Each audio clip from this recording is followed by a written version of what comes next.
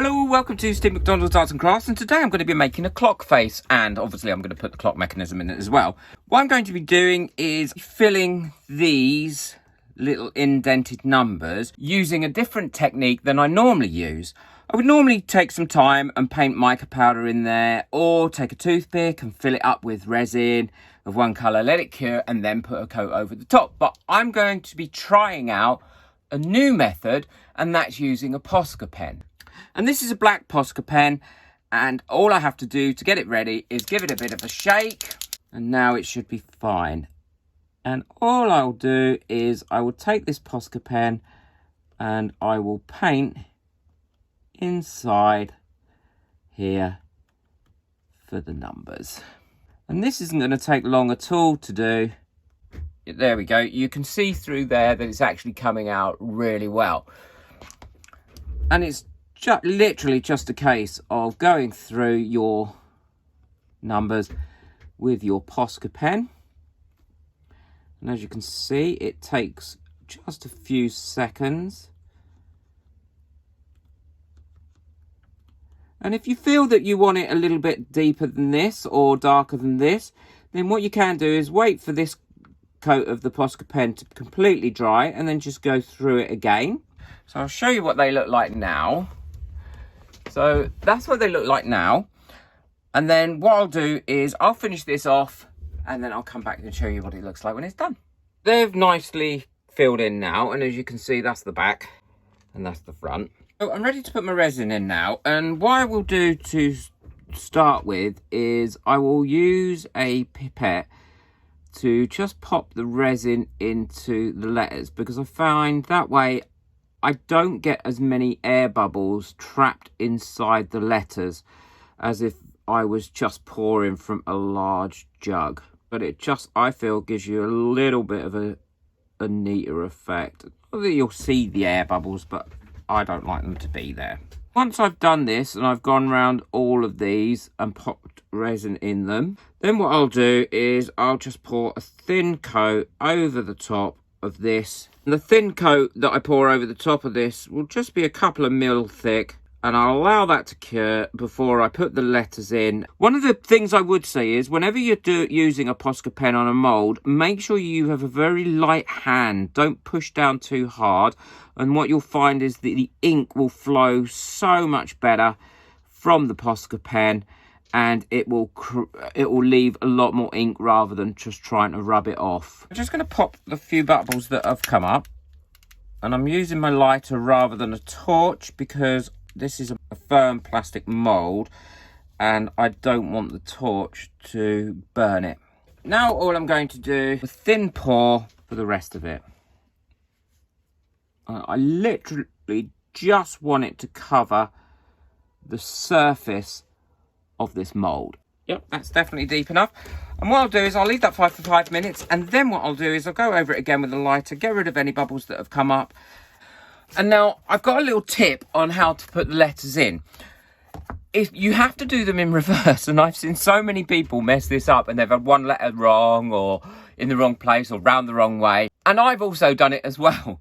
So what I do is I take a piece of clear plastic like this. I've spelled out the word time for gin the right way up. And now what I'm going to do is I'm going to reverse this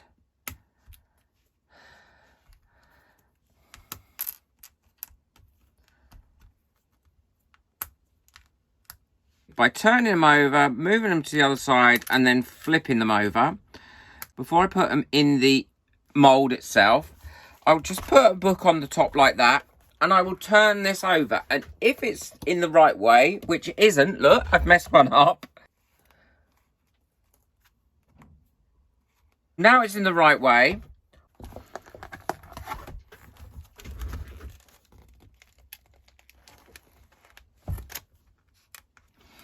So I can be confident once I put those in here that it's round the right way. The other thing to make sure that you do is make sure that the number 12 is at the top, because I have done it before where I've messed it up and I've put the number 1 up top. I'm just going to pop these in there now. This is not quite cured, and that is really how I want it, because then they will sit in there ready when I open this up.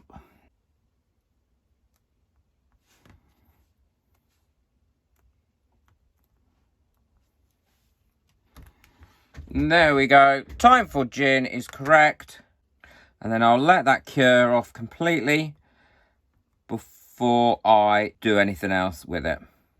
This is cured now, and what I did is overnight, I put another very thin layer of clear over it, just so it covered up the actual Scrabble letters. If I turn it over, you can see that it says time for gin. I've got my resin mixed up, and I'm just going to put that in there, and that's going to be the backing. What I'll do is I'll just pour this until it gets to the top. And then once it's at the top, I don't mind if it goes over the middle bit because I can just drill that through anyway. And sometimes it does tend to go over it a little bit, but that's fine.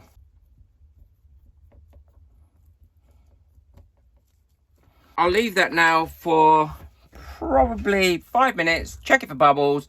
If there's any bubbles on it, I shall just quickly go over it with my long-necked lighter. There we go, it's nice and cured, which is looking good. So all we have to do now is pull this out of the mould and hope that the Posca pen has stuck nicely on those letters. I love this bit, it's so exciting.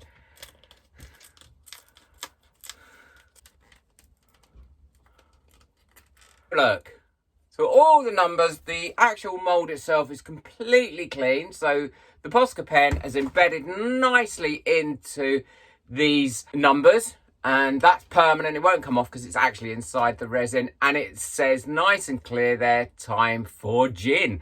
I love it when a plan comes together, and it's such an easy way to be able to get detail in your molds. These are the actual clock mechanisms that I buy, and they are actually very reasonably priced.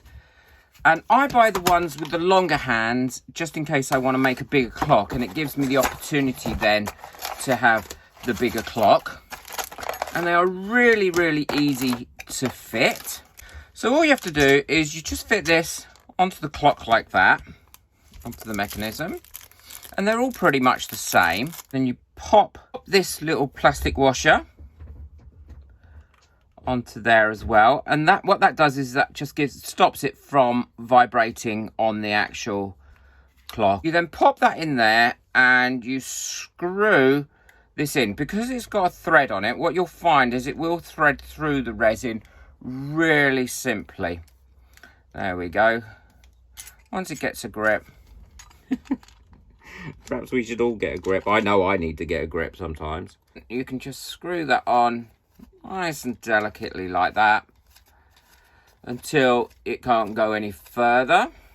And then what you want to make sure is that your hanging bit here is level with your 12, not your 1 like I did once on a clock. You must put the nut and the screw on as well, because if not you will find that your clock will just, your hands and your clock will eventually work out. You just need to do that 2 hand tightening. Put your hands on. So our hand first,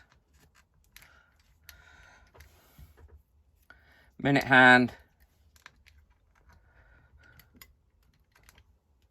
and then second hand just pops in on the top. And then all you have to do is pop a battery in it. So let's pop a battery in.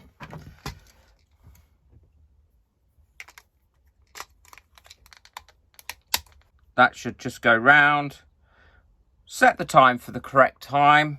And I have found that these keep excellent time. I will put all the information in the description as normal of where you can get the mold, where you can get the letters, and where you can get the clock mechanism as well.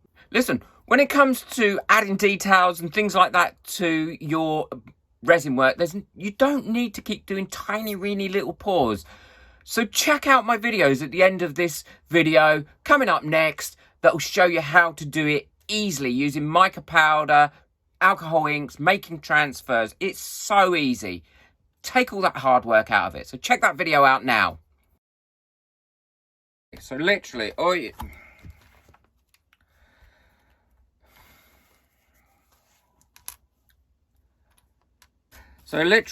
have to do is cover it up, Turn it over, it's like you're demolding it. And there we go, it's in the right way again. So time for gin. Put it back like so.